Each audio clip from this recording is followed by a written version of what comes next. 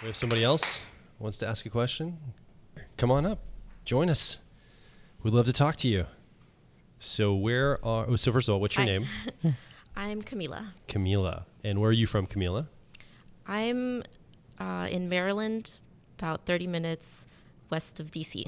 Oh, 30 minutes west of Washington, D.C. Yes. Our nation's capital here in the United States. And what are your best fit type preferences? I'm an INFJ. INFJ. Feel free to come close to the mic. It's totally Yes. cool. It won't bite, I promise. And what do you want to talk about tonight? So my question was surrounding the concept of analytic versus holistic energies of the cognitive functions. I wanted to know... We're going deep real quick. We're just going to jump right into it. Fantastic. That's right. I was noticing that I've been using mostly the holistic, so I'm a harmonizing type, and I wanted to know if you have any tips for how to get more into the analytic energy. So you're referencing something that we've been talking a lot about with our colleague and friend, Dr. Dario Nardi, about there's, the 8 cognitive functions in the Myers-Briggs system. There's 4 perceiving, 4 judging. These are the ways we learn information or make decisions.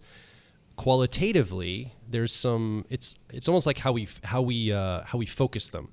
So you're talking about the idea of an analytically focused function, which is a little bit more pointed, a little bit more direct, initiative taking, versus a holistic function. So it's the same function. Like I use, for example, introverted feeling as my co-pilot or auxiliary function. So I could point it and be more direct, analytical, or I could diffuse it, take in more territory, be a little more responsive. So it's a little bit more of I'm just for everybody watching in case they need to be caught up. This is like how these 2 directions can go. And we always talk about you probably lean one way or the other in your cognitive function. Like all of your cognitive functions probably lean one way or the other. And then the idea is that we can access and round out some of our growth by tipping into some of that other expression. So the analytic, we can lean more into the holistic or vice versa to get more access, especially some of our stronger functions, because that's really gives us a lot more breadth in our growth journey. So that's what you're asking about, just to give everybody that's listening that may not be up to speed with your question, the frame we're coming from. Right. And whether you or not you prefer analytic or holistic with your first 2 functions, that gives 4 combinations, both of them analytic, both of them holistic, one analytic, one holistic, and then a reverse, then that creates 4 different subtypes. Yeah. And the harmonizing subtype, which you just mentioned, is holistic both. Yes. Right. So as someone with INFJ preferences, then you have holistic introverted intuition or perspectives and holistic extroverted feeling or harmony. Just as a question, have you always felt that way, or did you get trained into that? That's a good question. I would say that probably from the age 8 and up, I've been harmonizing, but I have been told that as a child, I was very assertive, like young child. So I would say that it would make sense that I got trained into it. And do you have any, suspicions on why you picked up the message that sort of being more receptive was, what your environment wanted of you? Yeah, I would say my parents have been very my way or the highway.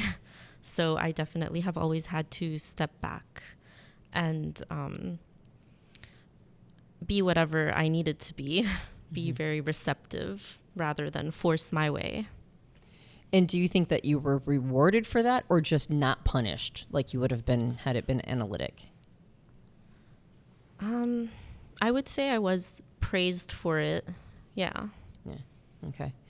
So there is a couple different things, but particularly in a situation where you would be punished to be one style and you're praised to be the other style, it means that there's going to be, there's like some almost imprinting going on, right? If I go more analytic, am I going to be acceptable? Is it going to be okay? Like, how is the world going to respond? So that's the first question. That resonates?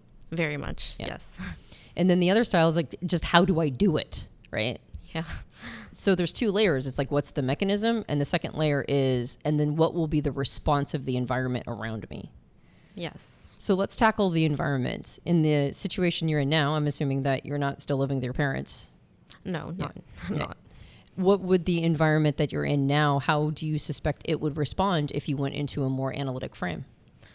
I think it would be very beneficial for me where I'm at this point in my life. Mm-hmm. Yeah. Yeah. In what ways? Yeah. How do you think it will be beneficial for you? I think that in order to reach my goals, I definitely need to step up and start being more assertive. Mm-hmm. Yeah, less just responsive to things. And I do feel a lot more permission for that than I used to, especially being away from my parents. Mm-hmm. So I guess my question is more, how do I get into that now that I do feel more of that permission? Mm-hmm. Gotcha. Yeah. Well, even if you feel permission, even if your environment now feels like it would be receptive and it would be okay with it, there's still going to be a lot of early messaging that this feels wrong. I'm bad for doing this. That's true. So the first thing is that you have to make peace with the fact that it's going to feel like you're doing something wrong. Yeah. So it's like, I have to accept that. If I'm going to go to a place that I knew that I'd be punished for, or actually have memories of being punished for, but I knew even unspoken I would be, then even though I'm an adult, there's still like early parts of me that assumes the environment is going to respond the same. So it's going to feel wrong somehow. So that's the first thing. Yes. The second thing is it's a matter of... and this is a challenge that I think, I mean, I hear a lot of women talking about this right now. So I think that this is something that's not uncommon to women. Mm-hmm. But I don't think it's exclusive to women. I think men also experience this, is the permission to take up space, right? Like we have permission to assert ourselves in the world and allow the world, like if our assertion creates a little chaos in the world, it doesn't mean that we did anything bad or wrong, right? We have, and that's the beauty of the analytic versions, is that, like Joel mentioned, I almost see this as two forms of meditation. So there's the style of meditation where you can like focus on a single point, like maybe like an imperfection in the wall, right? Mm-hmm. And you just focus on that, and it's like a single point that you're really like focusing all of your attention and your mind on. And when you do that, you miss a bunch of stuff here because you don't have any peripheral vision. You just have the ability to focus. Then there's other forms of meditation like Shambhala, which encourage you to sort of lid your eyes a little bit, and then you get to see a lot of you get to see a lot of side view, peripheral, but you can't focus on any one thing. The analytic version of the functions is like focusing on one single point, right? But you miss a lot of stuff over here. Right, you're not going to be able to see in the peripheral, but you're going to see one thing very clearly. And when you do the Shambhala, you get to see a lot of side view, but you don't get to see anything specific. So, so not only are you going to have to make peace with that, it's going to feel wrong, but the second thing is that you're going to miss stuff. Right? There's going to be stuff in your peripheral that you're just not going to pick up because you're going to be asserting your energy as opposed to being receptive to other people's energy. So that's the other thing, is that on some level, you're going to have to grieve the loss. Yeah, I can see how that might also feel a little bit scary to not be aware of some things.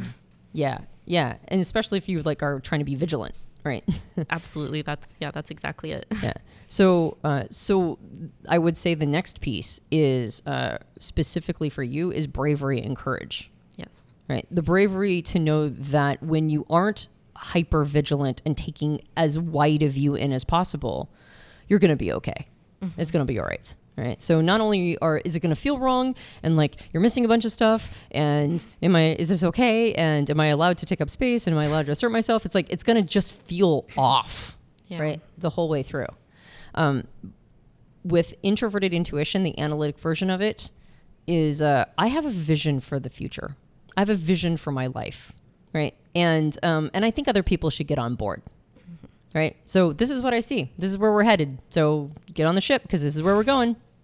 Okay. Yeah. So it's like an attitude. It's an attitude of I'm off to the races and you better come join me. Otherwise we're not traveling together.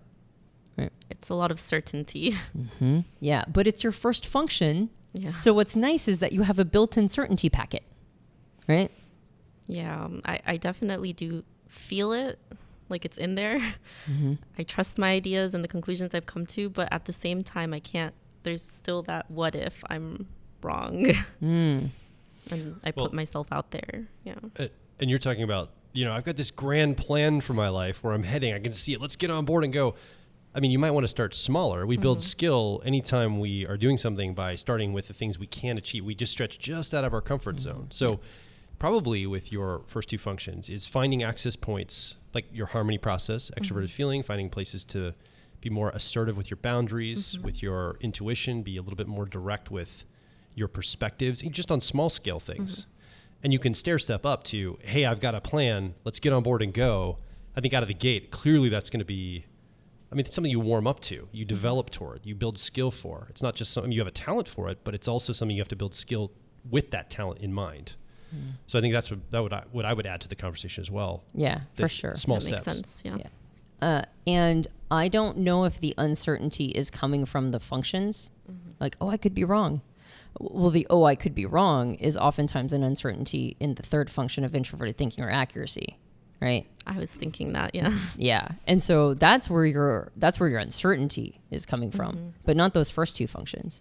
So giving yourself permission to not just sort of slide back into the third function, because that third function, it really shouldn't be in control of anything, right? It should be supporting everything else. So anytime you feel uncertainty, go, well, I'm actually not in my first two functions. I'm not in introverted intuition or extroverted feeling. So what do those parts of me have to say, right? And then, as Joel mentioned, small steps. It's going to take courage. It's going to feel weird. It's going to feel off. If you can make peace with all of that, then slowly over time, you can go, here's where I'm headed. This is where I'm going. Everybody, let's get on board, right? Extroverted feeling. It's like the analytic version is called the shepherd. Okay. It's like herding cats. All right, people, this is where we're headed. Let's go. Let's make it happen. Okay. And if you give yourself opportunities to test it in your environment, and you don't get this insane pushback that your soma is anticipating from ancient memories, Yes. then, like a little bit more assertiveness, you're going to feel, and I bet it's going to feel good, right? Yes. So I guess it's about reworking those neural pathways. You got it. Yeah. Yep. Thank you guys. Yeah. That's great. Thank you. Give her a hand, everybody.